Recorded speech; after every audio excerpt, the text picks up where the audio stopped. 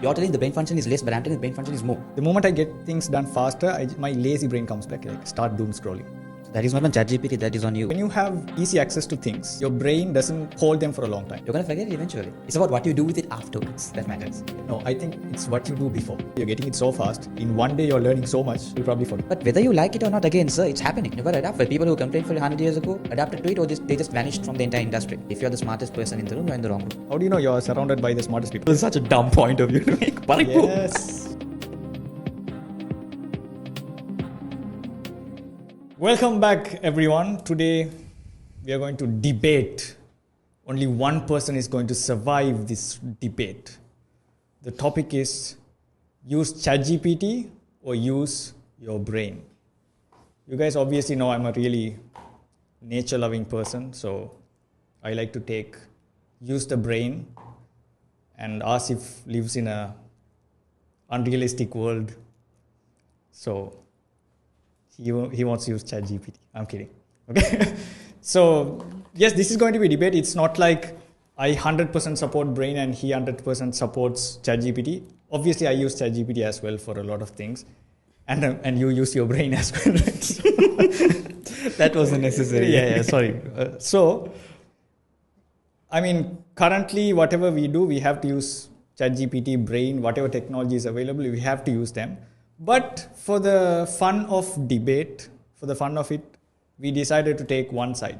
So, throughout this podcast, whatever points we are discussing, don't take them literally, just enjoy the debate.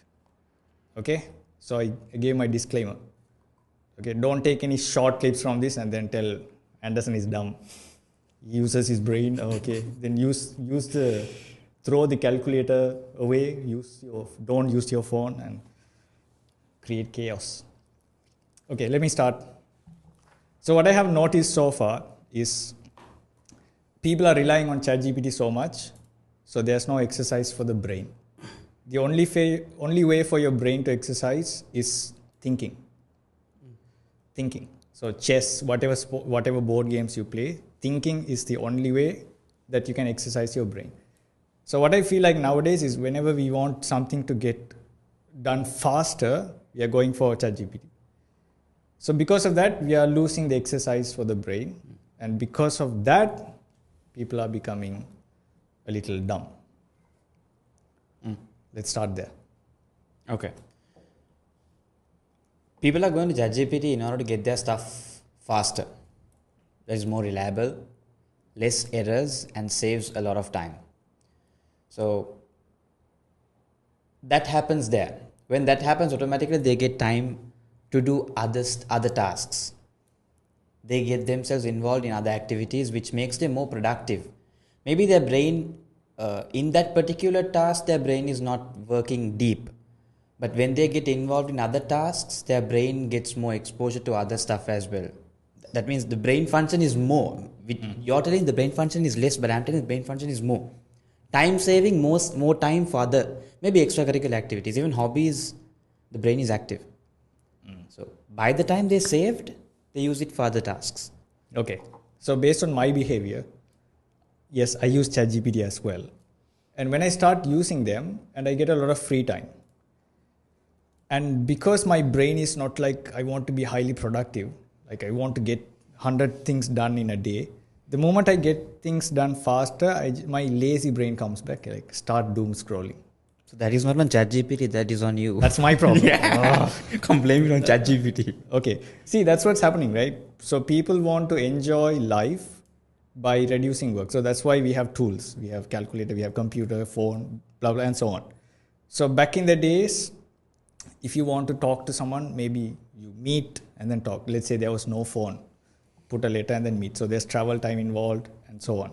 So it reduces a lot of effort for sure. But how I see that is the more effort that you put to build something is what creates the interest on that particular goal. For example, let's say I'm preparing for a speech. Let's take that. So what's the easiest way? You go to ChatGPT, you just tell, this is my speech topic, generate speech. And then you come and share. Versus Now, let's say that speech is delivered to the public. Versus there's another person who got a topic, maybe, I don't know, maybe importance of confidence. So this guy goes, he's like, I'm not going to use ChatGPT. He goes to the library. He takes some books. He just puts them next to each other. He takes notes. And then while reading this book, he takes another book. And then he's like not satisfied. And then he's going to one of the, I don't know, monks or one of his oldest teacher who has read so many books, or maybe who is really confident. And then this guy goes to that sir or teacher, and then he asks for more experiences.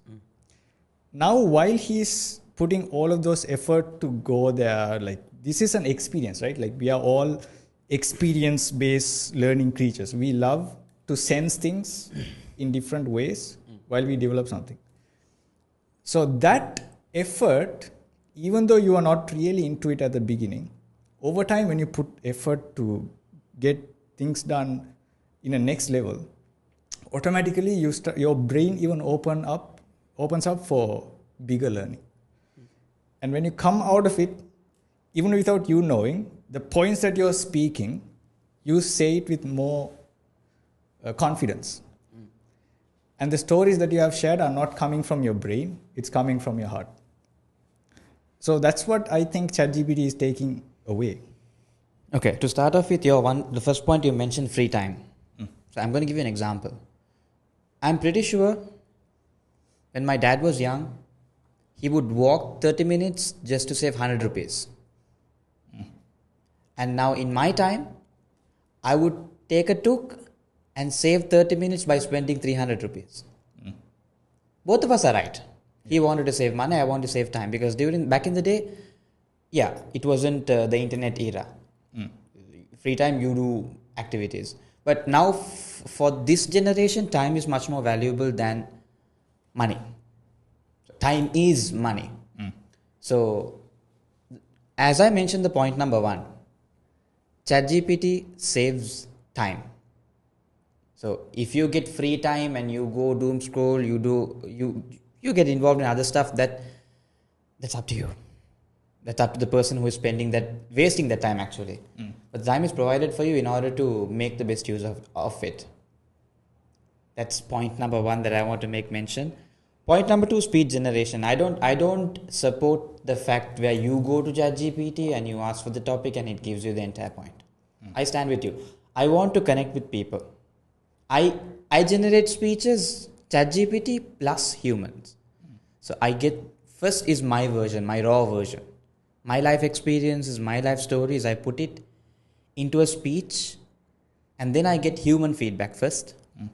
And then with that human feedback, no matter how good the human feedback is, the machine could provide at least like 1%, 2% improvement in that.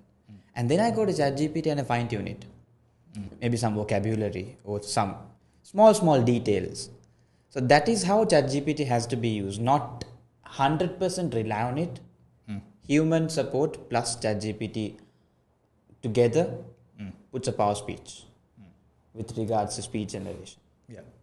So I agree with you that there's a good balance of ChatGPT and human. But today we are going to take the extreme ends. Okay. So which means you're going to say no humans. Okay. So even though, same for me. I also use ChatGPT and human, like a mix of both. But for the fun of that debate, we are going to take one side fully. And then go extreme on that ChatGPT is the best. And I'm like, no, brains are the best. Okay, let's say ChatGPT is the best. Okay. Even then, I wouldn't ask ChatGPT, okay, no humans involved. I provide my stories, not with the brain, but with my emotions. Provide my stories, and getting it has a better emotion to the story. Because no matter how good the speech is, it doesn't have emotion.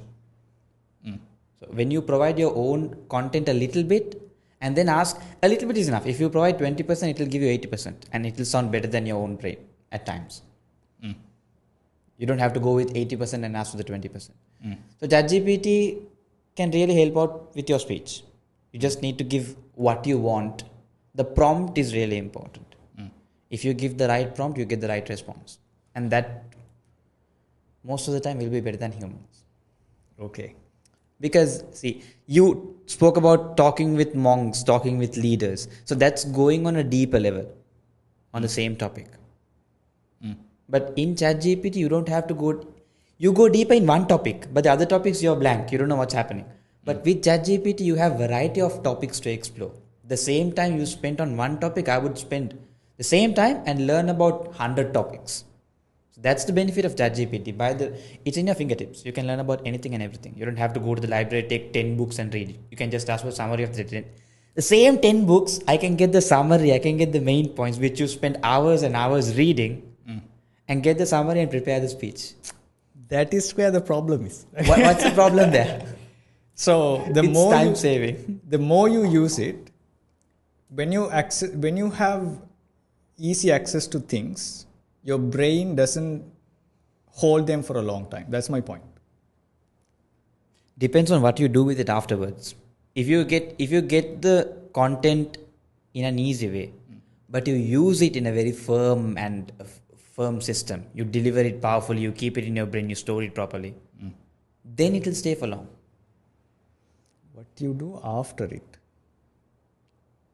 Because even if you get it in the hardest way possible, if you don't keep it in your mind, if you don't revise it, if you don't write it somewhere, you're going to forget it eventually. It's about what you do with it afterwards that matters. No, I think it's what you do before to get to that.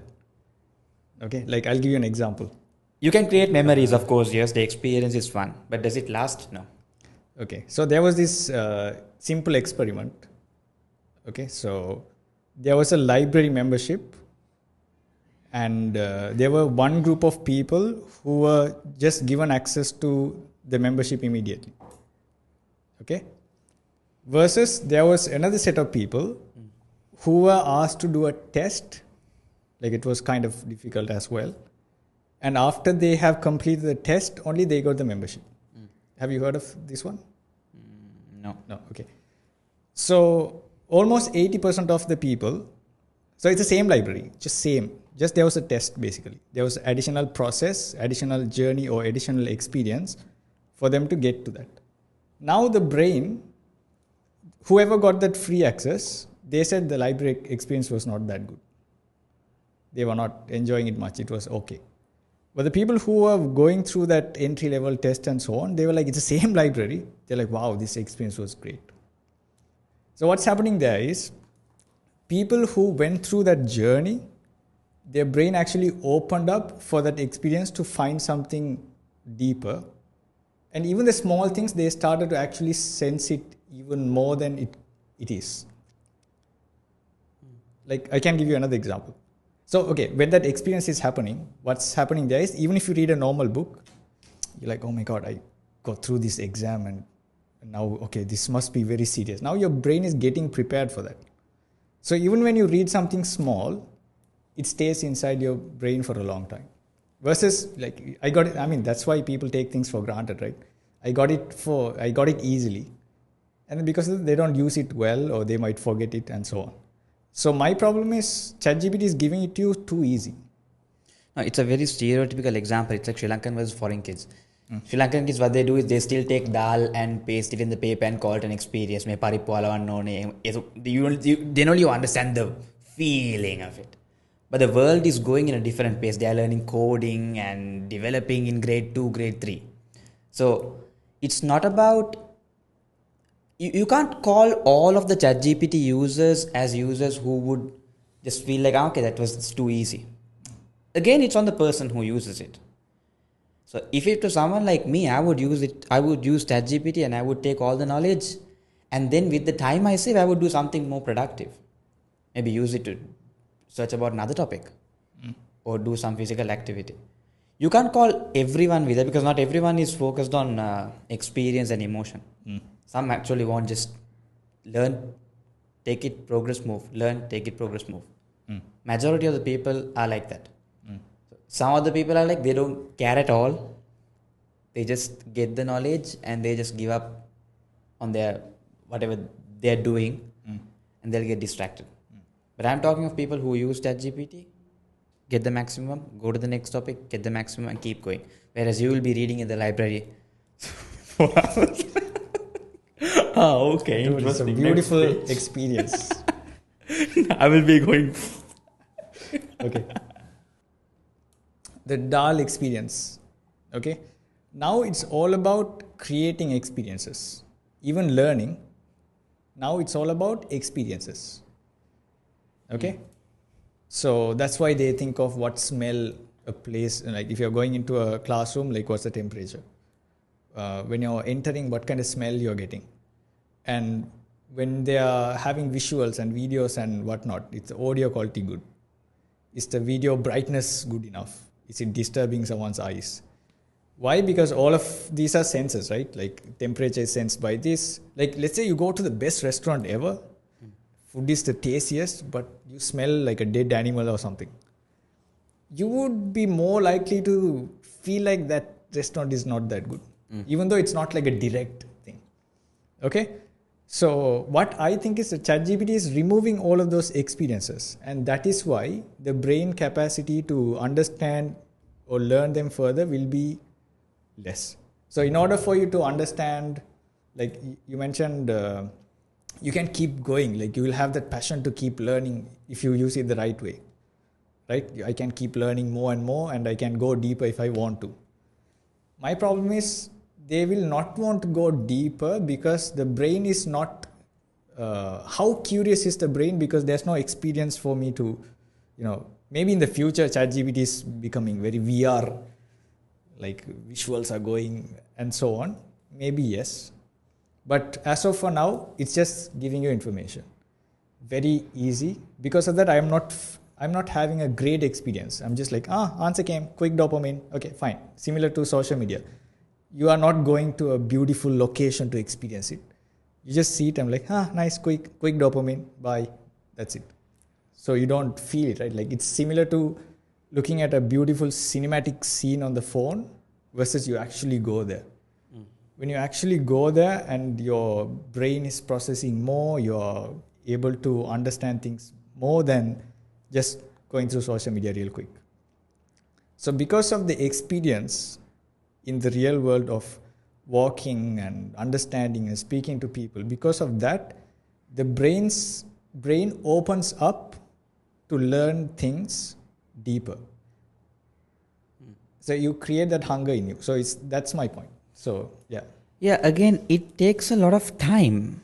My concern is the time. You let's say you have a task to be done in the course of the day. It's 8 a.m. You sit in the library, you work until 7 p.m. and you come up with a proper answer.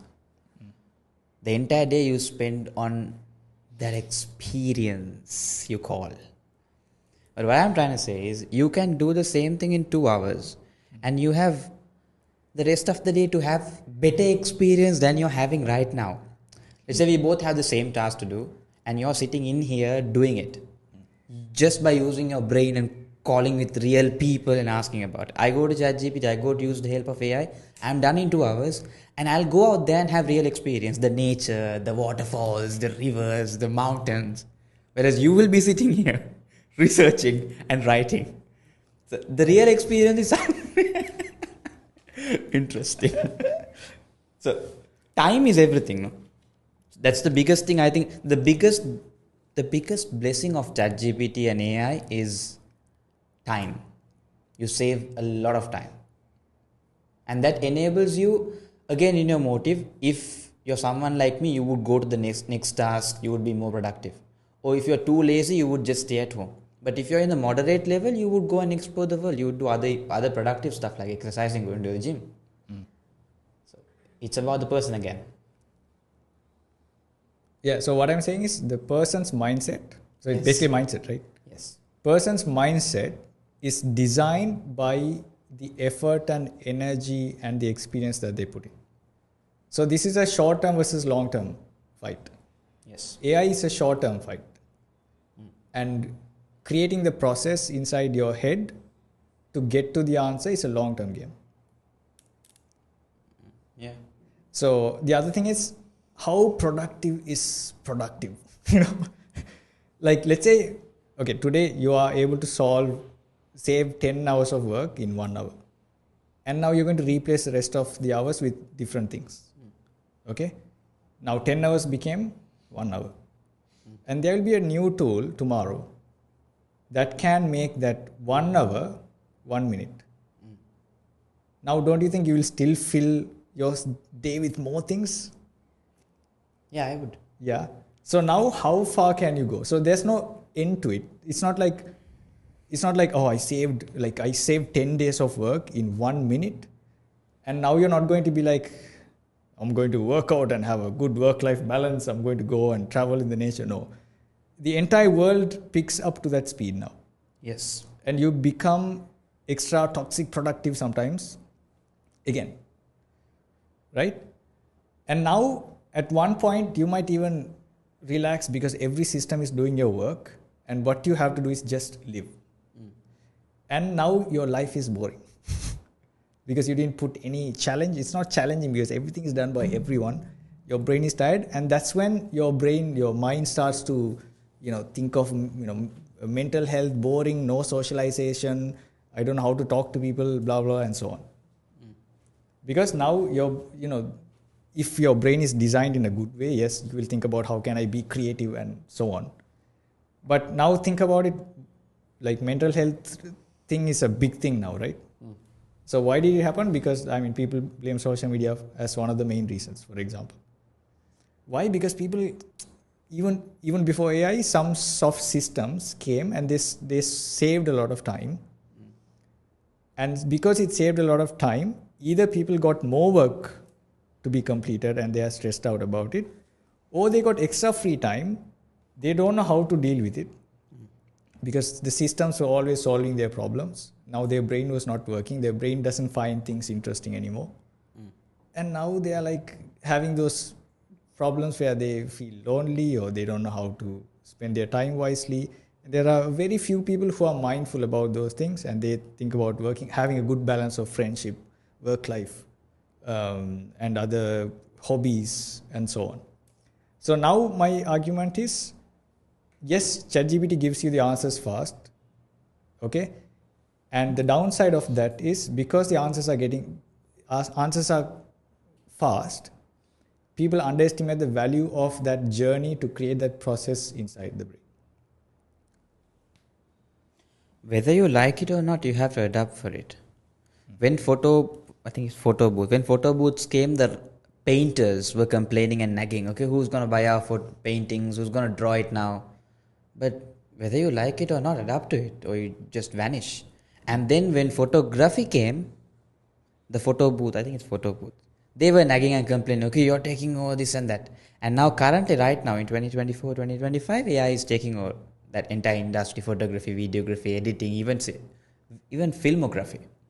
So now they are complaining, this is happening, that is happening. But whether you like it or not, again, sir, it's happening. You've got to adapt for it. People who complained for 100 years ago adapted to it, or they just vanished from the entire industry. So AI is developing. If tomorrow we introduce a tool that the task that we do in 1 hour can be done in 1 minute, even if you don't adapt for it, the world is going to adapt for it. And you can't sit in your library and say, I like the experience and keep scrolling your pages, because the world will go very fast. And in an industry, in a world like that, it's very difficult to survive, per se. Because you don't have to compare the economy, right? Back in the day, like not that, like 8 years ago, my brother was able to buy a bike for just 120,000. And today, if you want to buy a bike, you need a minimum of 1 million. So it all interconnects. And the world is going to be even worse in 10 years from today. And if you still say no AI at all, I'm just going to stick to the brain, the world is going to keep growing and you'll be stuck there.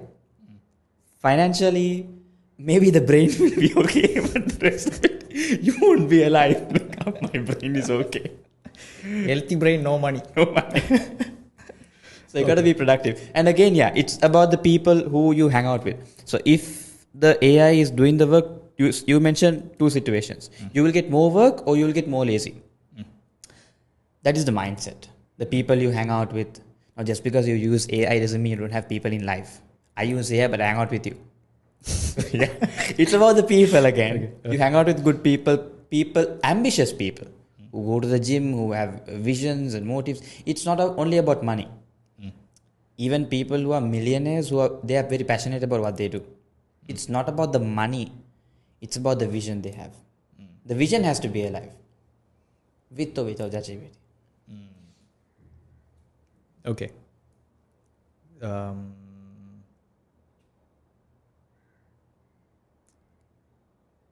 Okay, so recently I went for a workshop. Okay. And then, there's a lecture style and then activity based style. Okay. Let's consider ChatGPT as a lecture, right? Because whatever you ask, it shows the answer. Versus this activity based workshop.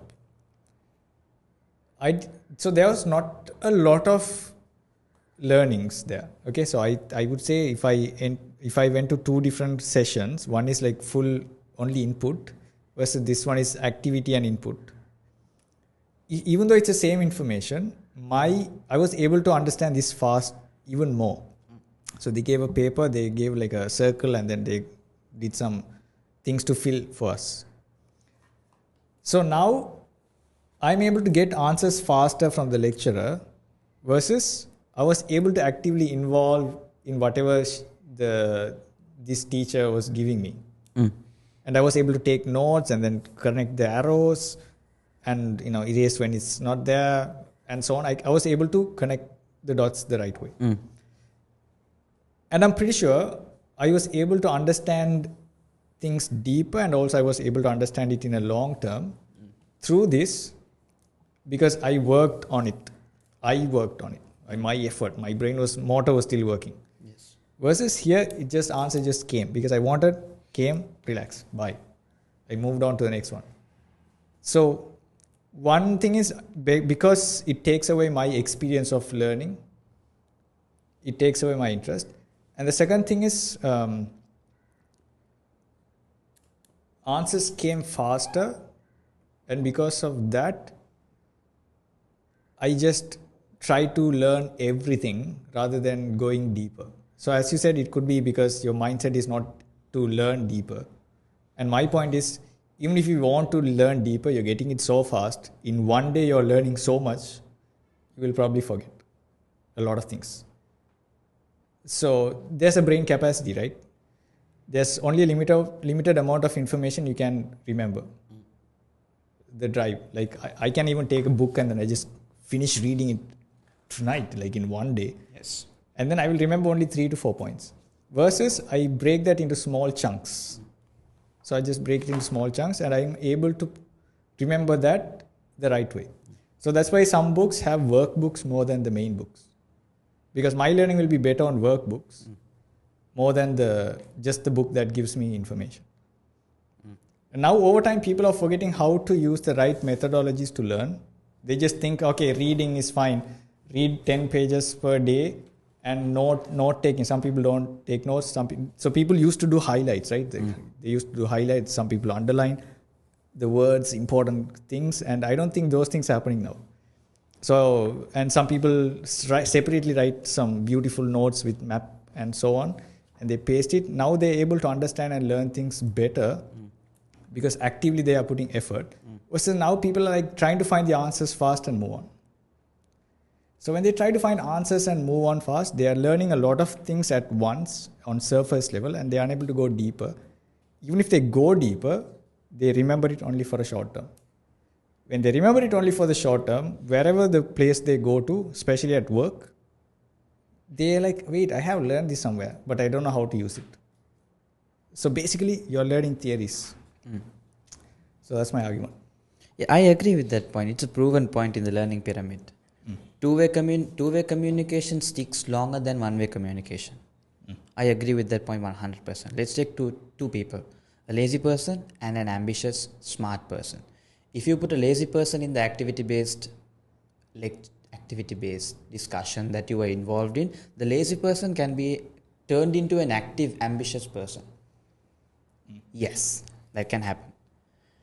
But if you put an overly ambitious person into that activity group, he will also get benefited. But I think that person better belong in the AI lecture version. Because he is smart enough to know that you can't take all of it in one day.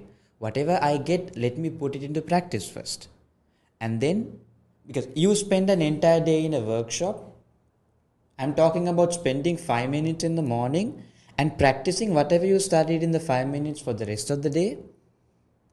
You self-evaluate. The next morning you spend another 5 minutes with AI and keep the AI as a coach. Be my productivity coach, be my fitness coach. You get limited knowledge. You're smart enough to figure it out. And you do the work that you can do within the day, evaluate yourself. But if you put a lazy person in front of ChatGPT, yes, I 100% agree with your point. They would be wasted. That is why most people use ChatGPT and they mess up so bad. They put LinkedIn posts and they are not smart enough to remove the hyphens that the ChatGPT provides. We know it when we read it. It's like a ChatGPT and we just scroll. They're not smart enough to just cut it off. That's again lazy if I'm using it. But if you're smart enough and ambitious, you just remove the hyphens. Okay, this is ChatGPT, clearly. Remove it off. And there are certain terms ChatGPT uses. If in my scripts, whenever it provides like maybe, just maybe, it sounds very human, but it is ChatGPT. And now I know it's a ChatGPT text. So you are smart enough to remove it off and use it in your daily life without making it seem like it's ChatGPT. It's about the person again. Okay. And when you mentioned about book summaries, when you're reading a book, let's say you finish reading a chapter, rather than reading in itself the entire book, a chapter, if you take an entire chapter, only like 2 pages are worth it. If you take the main parts of it. So you can just get the summary of it. There's enough and enough of, not even AI summaries, it's normal summary. But even if you take AI summary, you get summaries of it. It saves a lot of time. I'm talking about learning a little and implementing it, coming back to it, learning a little, implementing it. Not getting it all at once and implementing none. So there's two sides. You're talking about the lazy person's picture. I'm talking about the ambitious person's picture. Lazy person is always a lazy person. I'm talking about average people. Average people can be made into ambitious people. Yeah.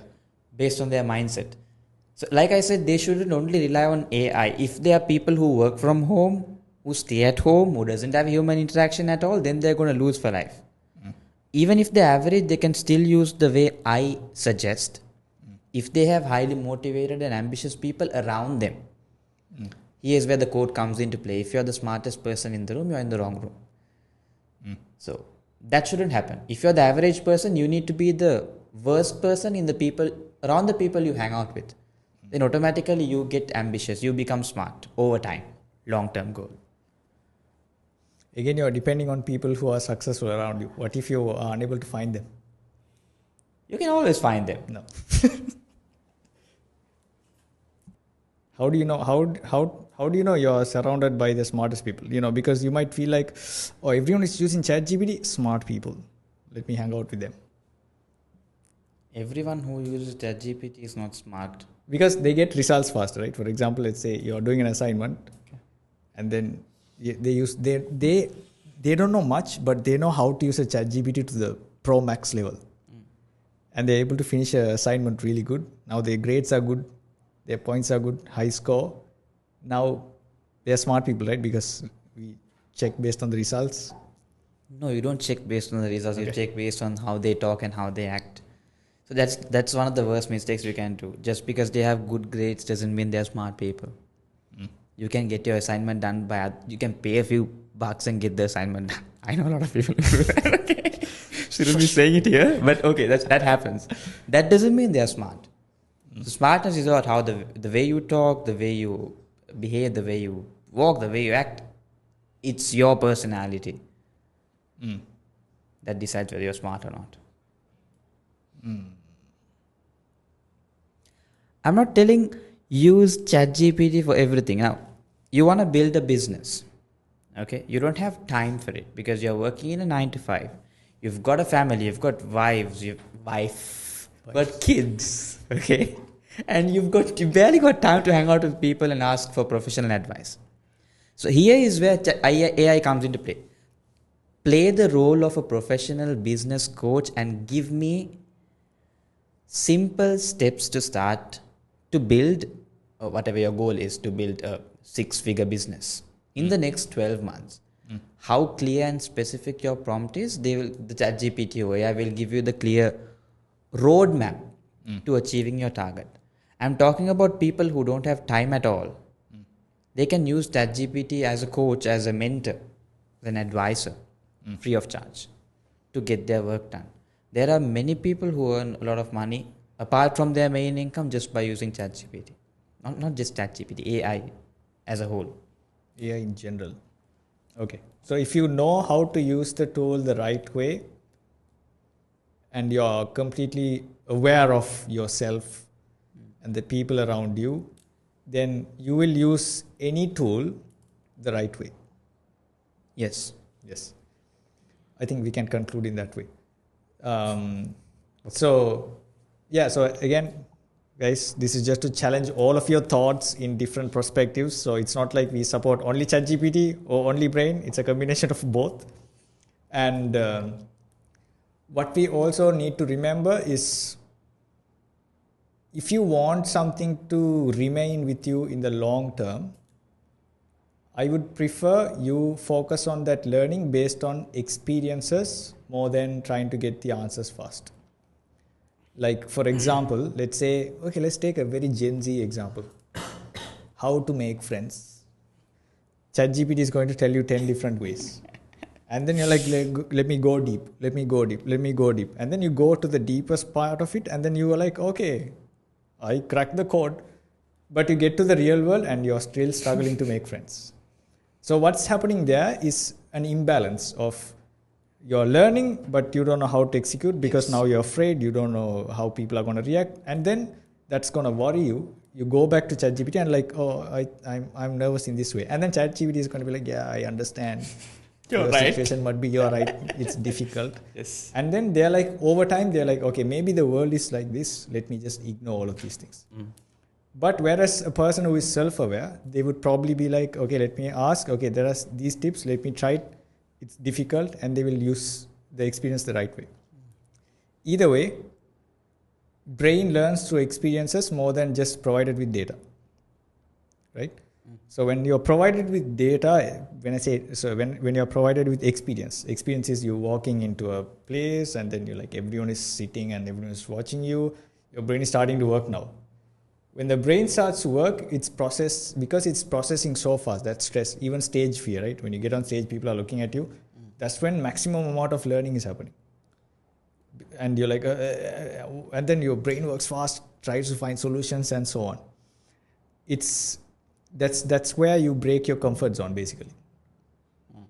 And your brain is able to process more things when you're not in the comfort zone.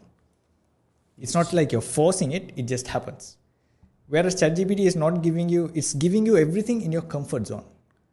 When you receive everything in your comfort zone, that's when you start to misuse it. And very less number of people, they realize it. If they realize it, great. Just like, when calculator came, people are like, before calculator, people are like so good at mathematics. They can calculate everything in their head. And after that, calculator came, like, okay, industry is also using calculator. Why should I force my brain? And now that is a process that was in the brain. They were able to even though it's mathematics, they were able to use that in other things as well. Because it's a thinking pattern. They were able to solve things faster. Because calculator came, they didn't have to. So because of that exercise for the brain is taken away. So that's why still schools, they don't want the kids to use calculator until up to an age level. Because they want to make sure that this process is created, and now you know the process. If you want to use a tool, you can use it.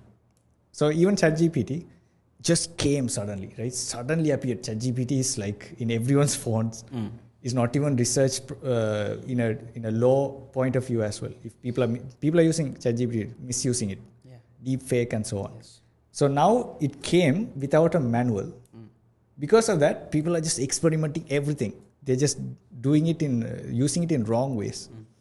So I'm pretty sure over time there will be rules and regulations, and there will be guidance, and there will be courses maybe to use ChatGPT the right way. How to create prompts, how to what information to accept, what information to not accept, and so on. So my summary is, as of for now, because people are not aware of how to use this tool, it's like a knife again. It just came, I don't know how to use it. I'm just using it however it's easy for me to kill or maybe to cut vegetable. So when the guidance comes the right way, after all of those failed experiences of people having bad mental health and so on, it might go really down. At that point, people will create rules and then they will have a better control of ChatGPT. As of for now, I think brain has to develop. For that, exercise has to be given through experiences. And that's my summary. And you can give your summary as well, and then we can wind up. Yes, I pretty much agree with you. But the entire reason we are having this entire debate is because we were born in a generation without ChatGPT, even though we have a big gap. Yes, we are. Because our grandfathers used to tell, I used to walk 20 kilometers to go to school. Our fathers used to say, we studied under street light. And our tagline is going to be, we got out of school without using ChatGPT. Yeah. So for us, we know what it is like to live without ChatGPT and what it is like to live with ChatGPT. So that is why I say people are smart enough, some of them are not, to use ChatGPT in the right way and to avoid whatever is wrong. But the kids growing up with ChatGPT from day one, so they don't know the difference between that. So in order to give a solution for that problem, the courses might play a big role. But right now, as of present, you can use ChatGPT for the betterment of your life, to make things fast, to make things accurate, to get a broader understanding in the comfort of your homes, if you don't have the time and the resources. But further down the line, with people who has not experienced life without ChatGPT, they might need extra support and assistance. Just ask ChatGPT how to use you. And it might give you better That's so rude. Okay. Thank you so much. Thank you, everyone. So what do you guys think? Oh, did you click stop? No, right? Okay. What do you guys think? Just, I think you can also share your thoughts in the comments. This is going to be interesting. I think we are going to read all the comments. Yes, we are. It's going to be fun to read all of those comments. People are going to, that was such a dumb point of view to make. Paripu. Yes, I would. That Paripu example was unnecessary. So we would love to see that, because I think it's a very important debate to have, because there's learning on both sides, right? It's not like this is the right one or that's the right one. Both are important, but how we use that in a balanced way is more important. That's why this debate is important, and let us know. And if you want us to debate on any other topics as well, you can put in the comments and we'll see if we are capable of debating about those things, and then we can go for it. Thank you. Bye-bye. Bye.